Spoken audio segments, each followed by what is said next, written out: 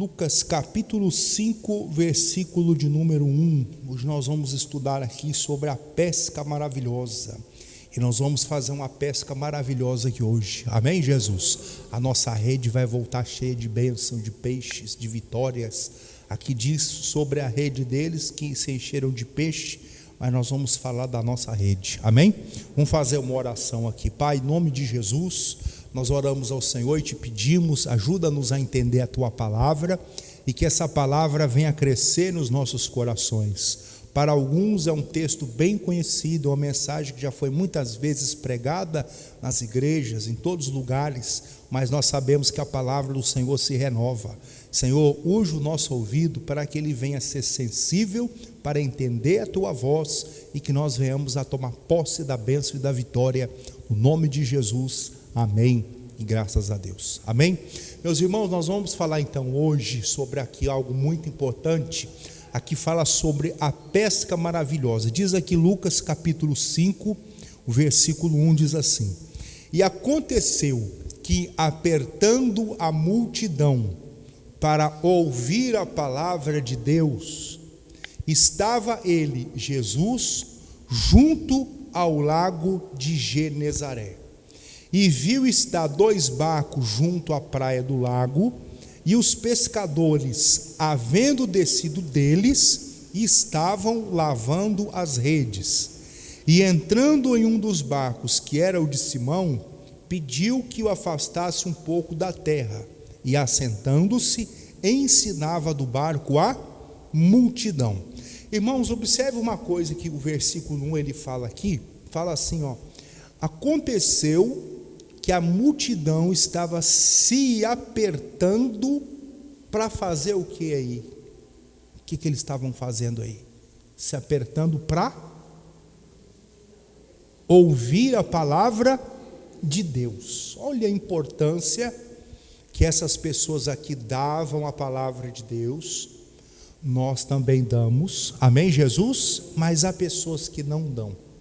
Esses dias eu estava num lugar, num culto, e aí tinha muita gente, e o pastor anunciou que ia entregar um óleo. Talvez você foi e pegou o óleo também, como eu peguei o meu. Mas uma coisa me chamou a atenção, porque o culto é um conjunto de coisas, é um conjunto, é igual, por exemplo, a Santa Ceia. Eu fui na igreja e aí o pastor ele entrega a Santa Ceia no final do culto. Aí eu sei que é mais ou menos quando dá 1h15, 1h20 de reunião, é mais ou menos o horário que o pastor entrega a Santa Ceia. Então vou chegar exatamente no horário de 1h15, 1h20 depois que começou o culto, porque eu vou só tomar a Santa Ceia. É correto isso? Não. Não. O culto é um conjunto de coisas. O culto tem o início, que é a abertura do culto. Esses 20 minutos, 30 minutos que a gente usa aqui para cantar um louvor, fazer uma oração, não é para entreter você. Esses 20 minutos aí, 30 que a gente usa, é a preparação para você ouvir a pregação, você entender o que está sendo dito e você sair daqui do culto abençoado. Alguém aí pode me ajudar e me corrigir se eu estou errado.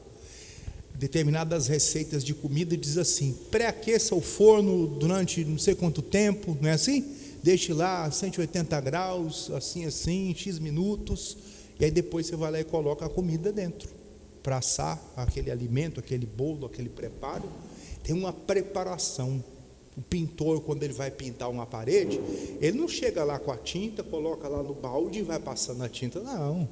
Isso aí é que ele não sabe. O pintor de verdade, ele chega lá, ele olha, vê se a parede, o reboco está saindo, se está com problema lá de infiltração, de umidade, se tem um prego, a pessoa vai lá, bate um prego e fica o prego espetado. O pintor não chega lá e vai passando a tinta em tudo, não.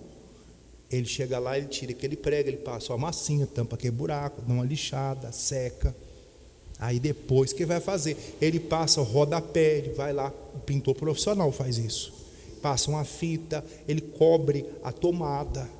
Então, ele que entende disso, ele vai lá fazer nos mínimos detalhes, ele vai preparar tudo, para depois ele chegar lá e fazer a pintura. Uma vez um rapaz estava trabalhando em casa, pintando um cômodo, Aí ele falando assim para mim: olha, o que dá mais trabalho não é a pintura é fácil, a gente chega, coloca a tinta no balde, dá uma mexidinha aqui, dilui ela um pouquinho, dependendo do tipo de tinta, coloca aqui e vai rolando um rolo aqui na parede, é fácil. Ele diz assim: o mais trabalhoso é a preparação, ó, tem que arrumar o cantinho, tem que vedar a tomada, tem que colocar ali o rodapé, isso é que dá mais trabalho, tem que vedar a porta para não sujar a porta, não manchar com tinta, porque depois dá muito trabalho para tirar, são 2 trabalhos. Então tem uma preparação, o culto é um conjunto, tem a preparação, que é o momento do louvor, da oração, que a pessoa se conecta com as coisas de Deus, ela esquece os problemas, ela se conecta com as coisas de Deus. Aí tem a pregação da palavra que expõe, a Bíblia diz, a própria Bíblia diz, que a exposição à palavra de Deus nos traz luz. Então você recebe luz, você recebe iluminação. Aí depois da pregação tem a oração. E às vezes num culto o pastor faz uma campanha. Por exemplo, na quarta-feira aqui nós estamos entregando o sal. Aí você leva o sal. No culto que eu estava citando, o pastor anunciou que ia entregar o azeite. Aí eu vou lhe contar um fato, não é uma fofoca não, mas aí chegou uma senhora, o culto nem tinha acabado, o pastor estava colhendo ainda testemunhos. Pessoal, agora nós vamos colher os testemunhos aqui, porque nós oramos e Jesus operou, e eu tenho certeza que ele operou, e agora nós vamos colher os testemunhos. Enquanto o pastor estava colhendo os testemunhos das pessoas que estavam sendo abençoadas, tinha uma senhora muito brava, que ela já tinha brigado com a obreira. Aí a obreira falou assim: nossa, a mulher saiu daqui igual o dragão, cuspindo fogo. Eu falei: o que foi? É porque ela queria o óleo, e nós recebemos ordem para entregar o óleo no final, depois que o pastor fizesse a outra oração. Não é para entregar agora, mas ela queria o óleo, porque ela queria o óleo, e ela queria o óleo, porque ela estava com pressa, e ela queria o óleo, e ela queria, ela veio e brigou comigo. Aí eu falei: pois bem. E ela está ali, olha, pastor, olha a cara dela de brava. E dava para ver mesmo de longe, a mulher estava, né, brava. Ficou lá, mas ficou brava. Aí daqui a pouco ela voltou. Aí ela foi falar com quem? Comigo, coitada. Ai, ela não devia ter me procurado. Ela chegou: ai, porque eu queria o óleo, porque é um absurdo, e não sei o que lá mais, porque eu tenho uma pessoa em casa doente, e a minha mãe é idosa, e ela precisa. Eu fui ouvindo. E a minha mãe é acamada, e ela tem Alzheimer, e ela é cadeirante. Eu falei: engraçado. E ela foi contando os problemas dela, e eu estou com pressa, eu tenho que ir embora logo, porque afinal de contas eu sou dizimista, e eu sou associada, e é um absurdo ficarem demorando para entregar o óleo. E ela falou uma frase que aquilo me incomodou. Aí eu entendi a braveza dela, porque eu vim aqui buscar o óleo. Aqui diz que a multidão se apertava para quê, irmão? Ouvir a palavra de Deus. A multidão estava ali para ouvir a palavra. Como disse a você, o óleo é um item do culto. São vários. Eu vou entregar daqui a pouco um sal, você vai levar. É um item do culto. Se você for fazer um bolo, o bolo precisa de farinha de trigo, fermento, ovos, leite, margarina. Se for um bolo, por exemplo, que você quer falar assim, é um bolo de chocolate, naquela massa você vai ter que colocar um pouco de chocolate, né? Dependendo da marca, eu gosto dessa, não interessa, mas o produto principal é o chocolate em pó, para ter o gosto de chocolate. Não, eu quero que ele tenha gosto de baunilha, então você vai comprar a essência de baunilha. São ingredientes. Você não pode falar assim: ah, eu vou comer um bolo só de fermento, vai sair bolo, irmão? Não vai. Eu vou comer um bolo só de chocolate, você só leva o chocolate. É um item. O culto tem um monte de itens. E a mulher lá brava. E ela chegou para mim: porque eu quero meu óleo, porque eu sou dizimista, eu sou ofertante, e eu sou. Ela era um monte de coisa, só não era uma pessoa que sabia esperar. Aí eu ouvi ela falar tudo, disse assim: minha senhora, deixa eu fazer uma pergunta para a senhora. Se a senhora estivesse no hospital agora, com a sua mãe, a senhora não iria esperar o médico atender a senhora? Sim ou não? Ah, eu ia. Pois bem. Então deixa eu lhe contar. O culto ainda não acabou. E o pastor daqui mais ou menos uns 10 minutos é que vai entregar esse óleo. Se eu fosse a senhora, eu esperava esse óleo, que tem uma bênção aí. Mas deixa eu lhe falar uma outra coisa. A senhora disse que está com pressa. Aqui tem umas 2.000 pessoas também com pressa. Outra coisa, a senhora disse que tem uma mãe cadeirante, eu também tenho. Uma mãe velha, eu também tenho. E uma mãe que tem problemas, eu também tenho. Mas todos nós vamos esperar a hora de entregar o óleo. Inclusive eu. Não tenho autorização. Porque o pastor ali falou que é para pegar daqui a pouquinho. E tem uma bênção e eu vou esperar. Se eu fosse a senhora, esperaria. O semblante dela mudou, ela entendeu e ela esperou. Quem entendeu, diga amém. Às vezes as pessoas estão com muita pressa, mas ela está sozinha em casa. Eu falei, a minha não está sozinha não, mas também ela é velha, bem velhinha, e ela também tem os problemas que a senhora tem com a sua mãe. Eu sei o que é isso, mas nem por isso eu estou desesperado, porque a sua pressa não vai fazer nada mudar. O que a senhora tem que fazer é esperar até o final do culto. A hora que o pastor falar amém, a senhora vai embora para a sua casa. Para que a pressa, se Jesus está operando agora, nessa hora do culto? Tem pessoa que às vezes vai preocupada só com o óleo, irmão, um item do culto. Você não pode ficar preocupado, porque eu tenho um problema lá, tudo bem, mas se você estivesse no médico esperando ser atendido, você ia esperar. Eu já fui ao hospital público, que eu fiquei 8 horas para ser atendido, para passar na triagem. Sabe o que é a triagem? A triagem é aquela hora que você chega num balcão, a pessoa diz, qual é o seu nome? Qual o seu CPF? Você mora onde? Qual o seu problema? Tudo bem, agora o senhor aguarda. Aí a gente aguardou mais umas 4 horas. 8 horas para passar na triagem. Sabe o que é a triagem? É isso aí, 8 horas. E a gente espera quando tem um problema. Você não pode pagar um hospital particular, você vai esperar 8 horas, 10 horas, 16 horas. Mas você vai esperar. Sim ou não? As pessoas às vezes estão sem paciência. Não, porque tem que ser agora que eu estou com pressa. Para que essa pressa toda? A multidão estava se espremendo, para quê? Diz aqui, aconteceu que apertando a multidão para ouvir a palavra de Deus, estava ele junto ao lago de Genezaré, e viu estar 2 barcos junto à praia do lago, e os pescadores, havendo descido deles, estavam lavando as redes. Eu achei isso aqui muito importante, irmão. Os pescadores trabalharam à noite, e aí no trabalho deles veio a sujeira nas redes. Hoje em dia a poluição no mar é um pouco diferente da poluição do tempo deles. Era bem diferente, o mundo era outro. Hoje em dia você vai achar pneu boiando, você vai achar sofá boiando na água, você vai achar canudinho, você vai achar garrafa de refrigerante, você vai achar de tudo, vai ou não vai? Você vai achar um tanto de coisa. Hoje a poluição é diferente, mas no tempo deles tinha poluição. Tinha lá a sujeira, tinha lá o capim, tinha lá uma coisa boiando, tinha lá talvez um animal morto, uma coisa lá morta, um bicho morto. Então, quando eles puxavam a rede para a terra, vinha sujeira. Nós estamos num mundo que está cheio de sujeira. Tem gente desonesta. Um dia desse estava assistindo um noticiário, o rapaz tirou a vida do outro por causa de uma discussão no trânsito, porque é uma manobra que o outro não gostou. Ele disse, o que foi que você disse? E o outro foi lá e ofendeu a mãe do outro, e ele estava armado e tirou lá um revólver, um 38, e encheu o carro do rapaz de bala e matou o coitado pai de família que tinha não sei quantos filhos para criar. Então, irmão, tem gente que tira a vida do outro por bobagem, pega um dinheiro que não era dele, enfia no bolso, dá um golpe em uma empresa. Você vai ver uma porção de sujeira no dia de hoje, em todos os lugares, em todos os aspectos, seja ele no local público ou no local privado. Sempre você vai achar problema, você vai achar pessoa frustrada.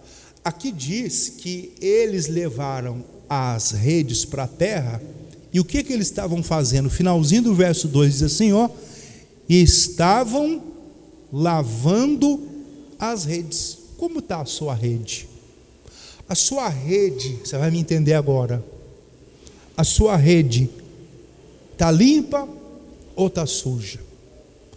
Alguém ofende você, você guarda aquilo ou você perdoa a pessoa? Pastor, eu trabalhava numa empresa e a hora que eu achei que eu ia ser promovido, o meu patrão me mandou embora. Foi uma frustração, foi uma decepção. Quando foi isso, irmã? E aí quando a irmã vai contar, ela conta e já começa a sair lágrima, ela começa a reviver aquele momento. Quando é que foi que aconteceu isso? Nós estamos no ano de 2023. Foi agora, pastor. Aí quando ela fala esse agora, é o agora dentro da cabeça dela.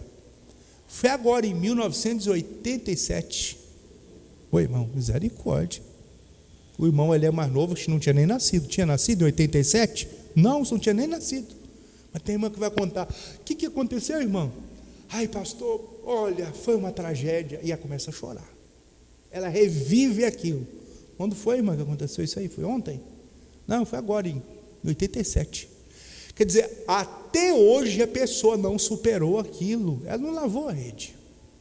Ah, pastor, foi um negócio do namoro, e aí meu namorado me traiu, e tudo, e homem nenhum presta, e não sei o quê, e olha, aconteceu dessa maneira, e foi desse jeito, e nunca mais eu fui feliz, e não sei o quê. Mas quando é que foi que aconteceu isso? Foi em 92.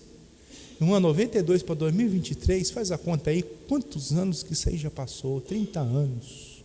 Você já devia ter superado isso. Ah, porque não sei o quê, porque falaram e fizeram e aconteceu. É hora de lavar a rede. Porque se você for jogar a sua rede espiritual para pescar a sua bênção e tiver sujeira, você vai perder a sua bênção. Tem pessoa que fica preso. Irmão, tem um homem na Bíblia, um personagem que é bem clássico. Você já ouviu falar dele? José do Egito. Quem já ouviu falar do José do Egito? Ou o homem injustiçado. Jogaram ele no buraco. Ele tinha uma bênção. Aí depois venderam ele, ele foi ser escravo. Depois de escravo, ele foi trabalhar na casa lá do homem, recebeu uma injustiça. A mulher queria um caso com ele, ele não quis. Jogaram ele na cadeia. Na cadeia ele ajudou gente, não ajudaram ele. Irmão, muitos anos depois, 13 anos depois, ele saiu da cadeia. Se tornou primeiro-ministro lá do Egito, ele se tornou governador do Egito. Se casou. Teve filhos. 2 filhos ele colocou o nome assim. Um ele colocou Manassés e o outro Efraim. Um significava assim: Deus me fez esquecer o meu passado. Aqueles 13 anos de sofrimento. E o outro Efraim: Deus me fez crescer na terra da minha aflição. Os 2 filhos que ele teve. O primeiro ele colocou o nome que significava Deus me fez esquecer. E o outro filho: Deus me fez crescer na terra da minha aflição. Você pega o apóstolo Paulo, ele escreveu lá a carta lá os Gálatas, deixa eu lembrar aqui o verso 3,13, esquecendo-me das coisas, aliás, Filipenses, estou confundindo aqui o verso, Filipenses 3,13, esquecendo-me das coisas que atrás ficam e avançando para as que estão diante de mim, eu prossigo para o alvo. É hora de você esquecer certas coisas. Me fizeram uma maldade, perdoe e esqueça. Ah, aconteceu tal coisa, esqueça aquilo. Pede a Deus para passar uma borracha assim, na sua cabeça, para você esquecer. Você tem telefone celular, você já deve ter reparado que depois de um tempo de uso, ele vem da loja novinho, funciona, você aperta um botão, ele vai abrir uma tela, você faz uma ligação. Você vai reparar que depois de um tempo de uso, você usa o WhatsApp, fica um monte de informação lá, você tira foto, parece que o telefone fica meio devagar. Quem já reparou isso? Você manda ele fazer uma ligação, ele não faz. Você manda, ele tem operações que ele começa a não fazer. Aí você já sei que eu vou fazer. Aí você leva a nossa assistência técnica, e aí, a hora que o rapaz arruma lá para você, volta o telefone, ele, nossa, ficou tão rápido, ficou tão bom, está maravilhoso.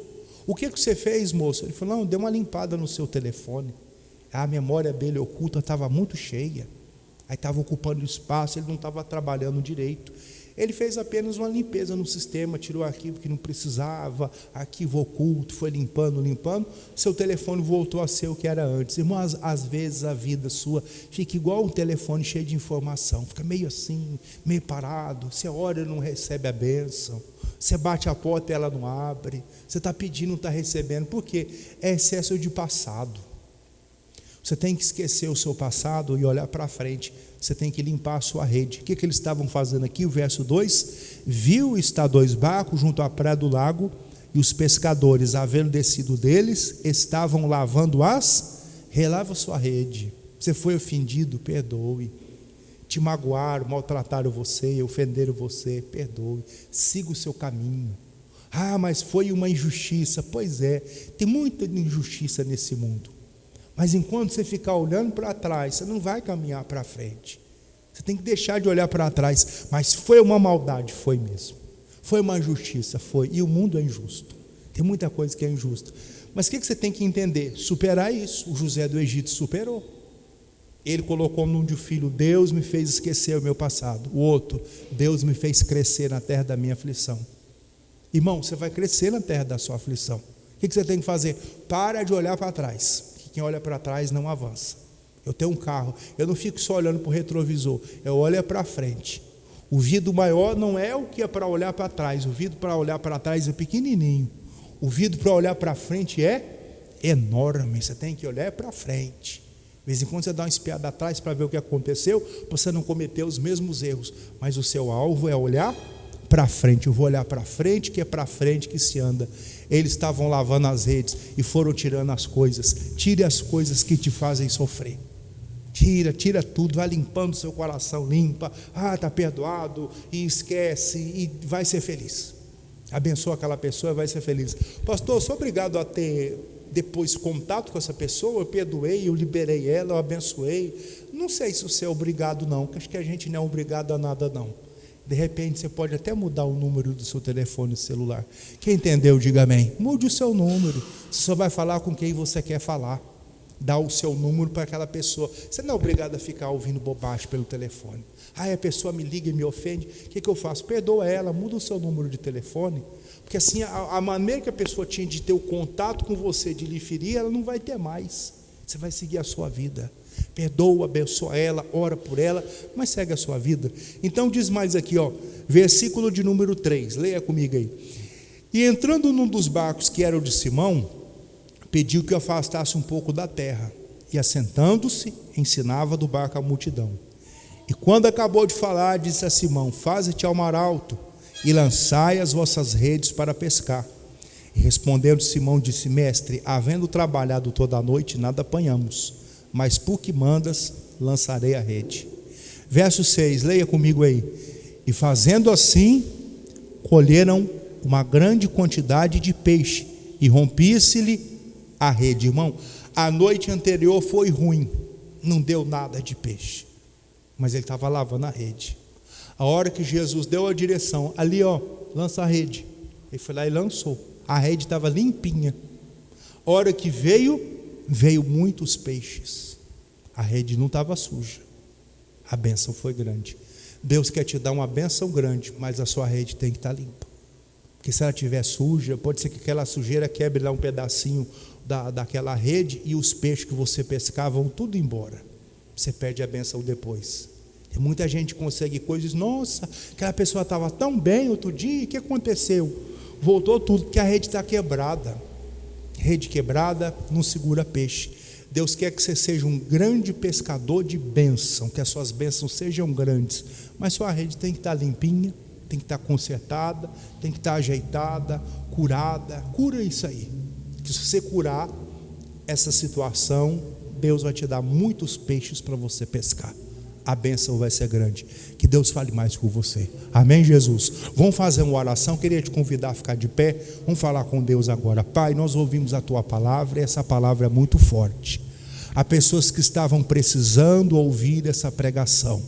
Há pessoas que estavam dizendo: Jesus, por que eu não sou abençoado? Eu vou na igreja, eu sou uma pessoa fiel ao Senhor, eu sou um dizimista, um ofertante, eu oro, eu jejuo, faço caridade, e por que é que o Senhor não me abençoa? Está aí a resposta, minha irmã. Lava a sua rede está suja, e é hora de lavar essa rede, consertar ela, para a bênção grande vir. Em nome de Jesus, meu Deus, eu oro, eu determino a bênção, eu uso a autoridade que o Senhor me deu no nome de Jesus, eu paraliso toda ação do mal, e eu digo: Satanás, pega o que é seu e sai dessa vida, sai dessa família, sai desse casamento, da vida sentimental, espiritual, bata em retirada, vai embora todo mal, em o nome de Jesus. Pai, eu ministro a bênção, e eu declaro que todos que oraram comigo com fé estão abençoados, para a glória e louvor do seu nome, em nome de Jesus. E você que crê...